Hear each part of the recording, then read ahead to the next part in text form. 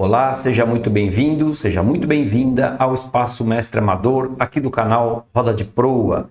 Conforme as aulas vão avançando, eu sempre vou procurando trazer um assunto novo e também reforçar aquilo que já foi passado em aulas anteriores.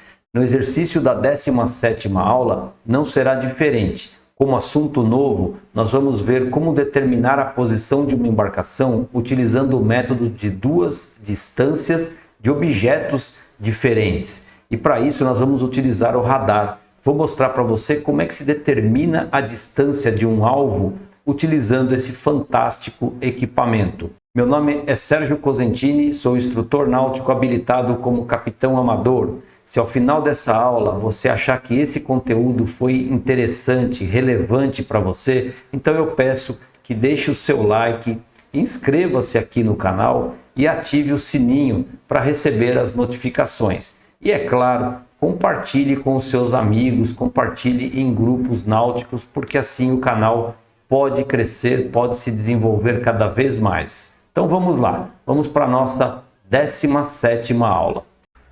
O enunciado do nosso exercício diz o seguinte: o mestre de um barco obteve com o radar a distância do farol da Ilha Rasa de 10 milhas e do farol da Ilhas Maricás de 8 milhas. A partir dessa posição inicial, navegou no rumo de agulha de 67 graus por 1 hora e 18 minutos, percorrendo 12 milhas e meia, quando resolveu então fundear. Sabendo que a declinação magnética nesse local é de 23 graus a oeste e que sua bússola na última aferição obteve um desvio de 4 graus leste para essa proa, pergunta-se. Antes da gente entrar nas perguntas, eu gostaria de chamar a sua atenção para essa vírgula no 10, essa aqui também no 8, no 12,5.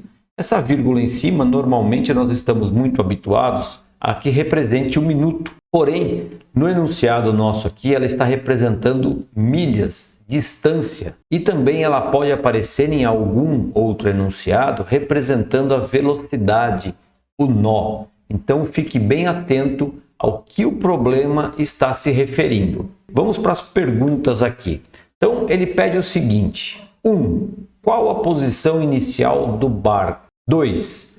Qual o rumo verdadeiro a ser seguido e plotado na carta? 3. Qual a posição de fundeio? 4. Qual a profundidade registrada pelo ecobatímetro, sabendo que a pré-amar no instante era de 85 centímetros, 0,85 metros. E 5º, qual o SOG desenvolvido pela embarcação? Legal, vamos nos divertir aqui. Bom, antes eu gostaria de fazer aí um adendo, né? O mestre de um barco obteve com o radar.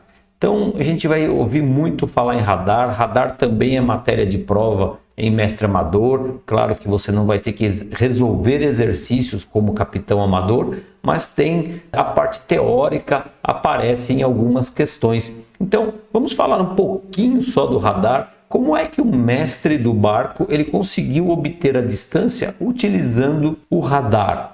Eu tenho aqui a representação da tela de um radar, é bem simples, é só para a gente poder entender de verdade, né, que eu passar o conceito para você. E aqui eu tenho, a grosso modo, a tela do nosso radar, é uma rosa graduada de 0 a 360 graus, sentido horário, como a gente já viu em todos os outros casos.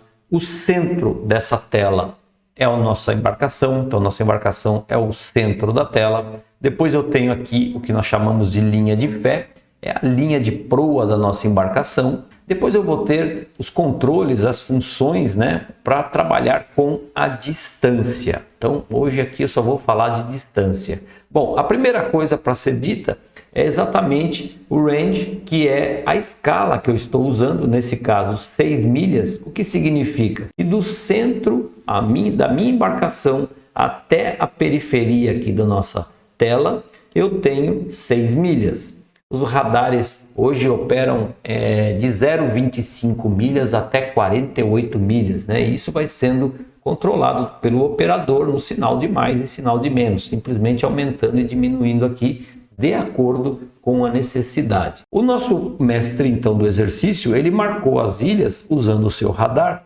o radar ele faz uma varredura e nesse caso aqui localizou um alvo para a gente. Então eu tenho um alvo que nada mais é do que um borrão, é isso mesmo. A maior dificuldade talvez é você treinar o seu olho para saber o que você está enxergando, que é um borrão, se aquilo é uma pedra, se aquilo é um barco, se aquilo é simplesmente pingo de chuva, enfim, isso é a maior dificuldade. Se bem que os equipamentos mais modernos você pode até colocar a carta náutica como marca d'água, né? O que facilita demais a vida do operador. Então eu quero saber a distância da minha embarcação para essa ilha. Vamos chamar de ilha aqui. Bom, a primeira coisa eu posso habilitar os anéis de distância. Então eu tenho aqui Rings Off, nós estamos com o controle desligado. Eu vou ligar esse controle e agora eu criei anéis de distância em toda a minha tela, que são círculos concêntricos e equidistantes entre si. E é claro que eles vão depender da range no momento que eu estou usando. Então, como eu estou usando uma range de 6 milhas, eu tenho aqui a distância entre esses círculos de 1 milha. Então, do centro até esse primeiro 1 milha, 2, 3, 4, 5 e o externo 6.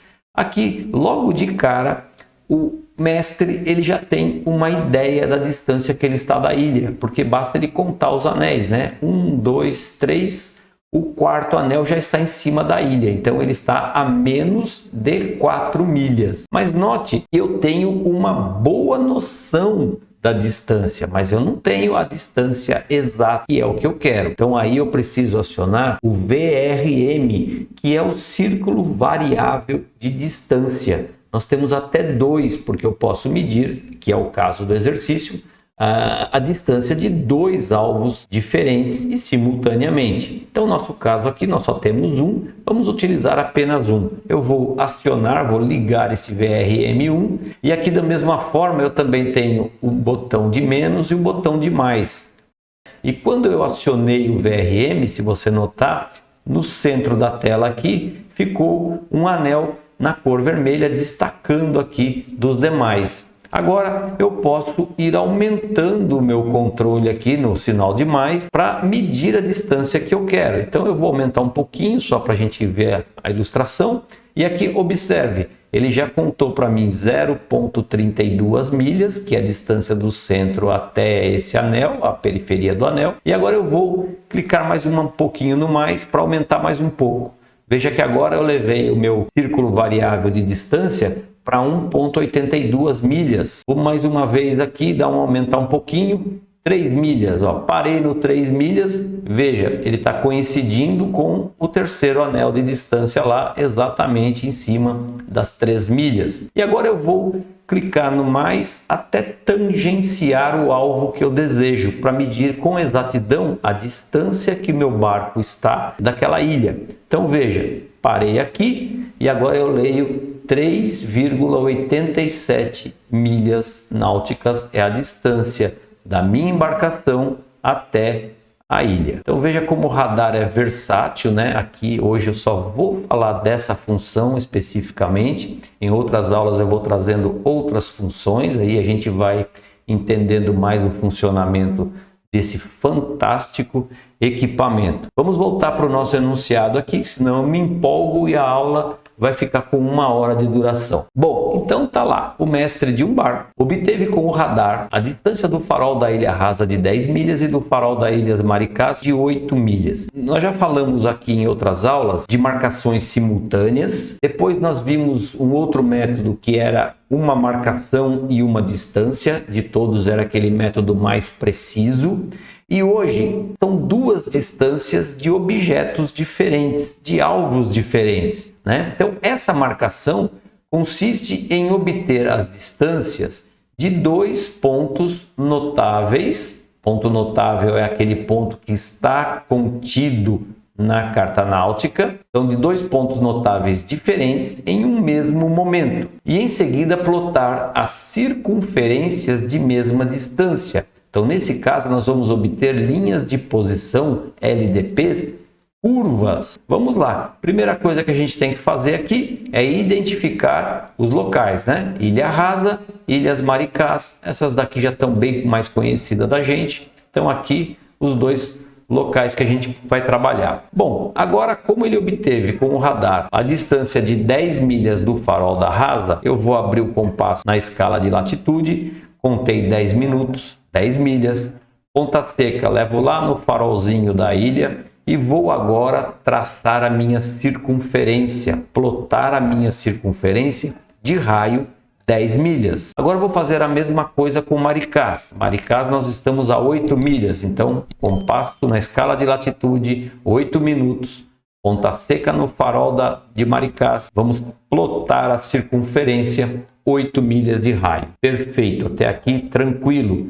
Se você notar, as duas circunferências, elas cruzam-se em dois locais diferentes. Então eu tenho um ponto, uma posição que deu em terra e uma posição que deu na água. Se isso acontecer, é porque o método funcionou, ok? Porque se o seu barco não estiver na carreta, ele só pode estar na água. Então aqui funcionou. Agora, se você fizer as duas distâncias e os dois pontos caírem na água, então você vai ter que obter um outro ponto, porque o método gerou ambiguidade. Ou seja, 50% para um lado, 50% para o outro, você não tem certeza de onde você está. Então aqui no nosso caso, funcionou muito bem. Posição na água é a posição que está a nossa embarcação. E agora, o que ele pede para a gente logo de cara? Posição. Então, latitude e longitude. Então vamos lá. Puxei meu paralelo, 23,8 sul. Puxei meu meridiano, 42,59 oeste. Note que as latitudes e longitudes elas não vão ser tão precisas por conta da escala da carta, né? Então aqui eu arredondei um pouco para cima, tá? Para que não fique muito quebrado as nossas coordenadas. Então 23,8, 42,59 é a nossa posição inicial. Agora vamos trazer de novo o nosso enunciado para saber o que ele pede mais, né? Então ele fala o seguinte, que a partir dessa posição inicial, navegou no rumo de agulha de 67 graus por 1 hora e 18 minutos, percorrendo 12 milhas e meia, quando então resolveu ondear. Bom, então vamos trabalhar agora com esse rumo. Ele me diz que é um rumo de agulha de 67 graus. Bom, se é rumo de agulha, eu tenho que converter para verdadeiro, porque eu só posso plotar na carta os valores verdadeiros. Então eu vou precisar da declinação magnética e também do desvio de agulha.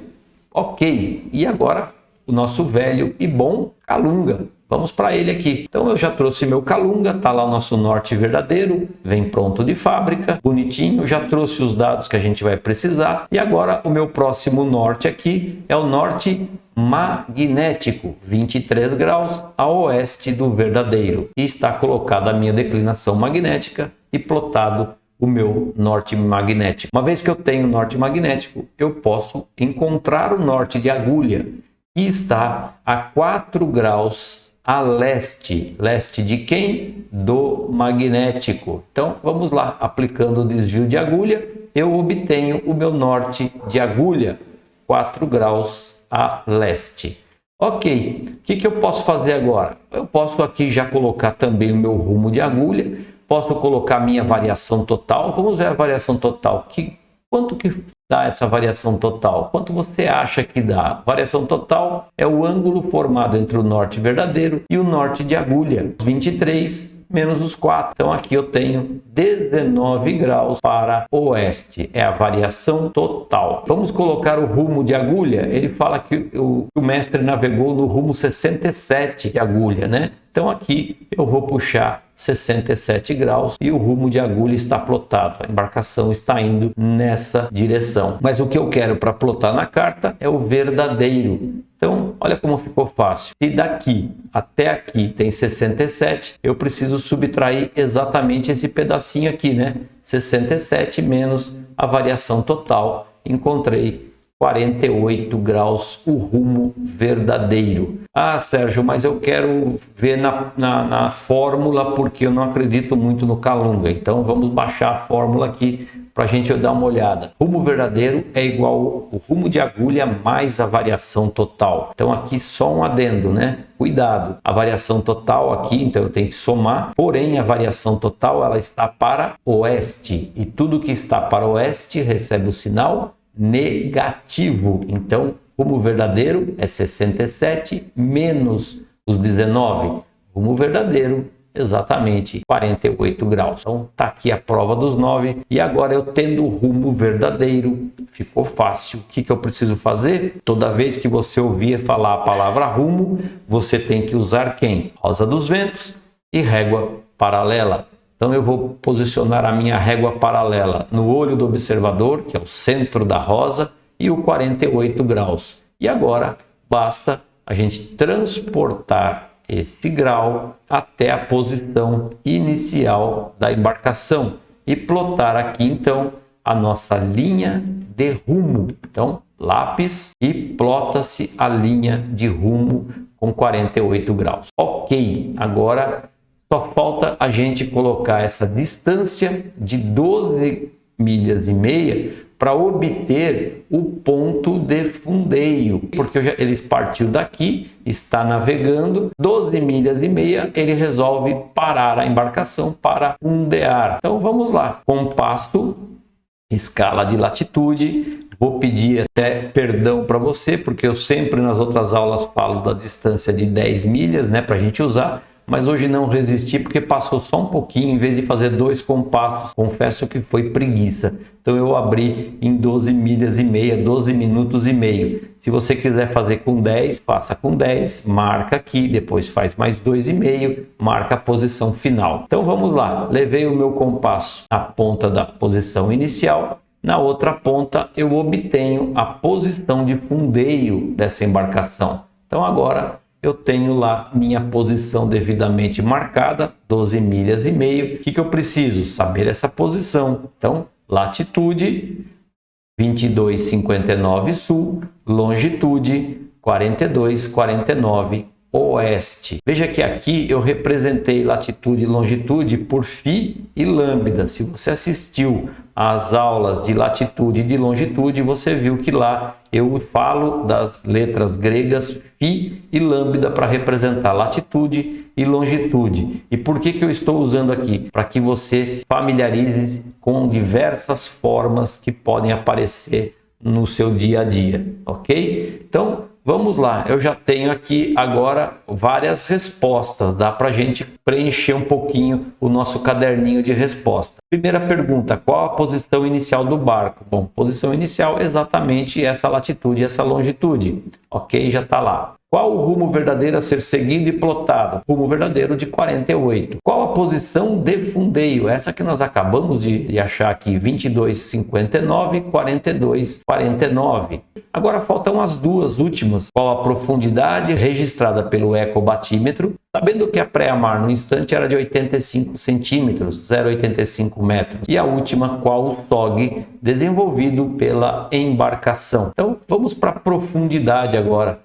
Então eu já tenho o ponto de fundeio e ele me diz o seguinte, que a pré-mar nesse instante é de 85 centímetros e aqui vimos que nós temos registrado na carta a profundidade de 26 metros. Então trouxe para cá para ficar mais claro. Então 26 metros é o que está na carta. O que nós temos que lembrar é que as profundidades registradas nas cartas náuticas, elas são registradas com o mínimo de água para aquele local, para que a gente tenha segurança. Ou seja, eu sempre vou ter que somar a maré, subtrair nunca. Raramente nós vamos ter uma maré negativa, que é da ordem de poucos centímetros, então isso nem interfere. Então normalmente nós sempre temos que somar a maré que está no local. Então, quando o mestre ele olha para a tela do seu ecobatímetro, ele vê que lá está registrando 26 metros e 85 centímetros, que é a carta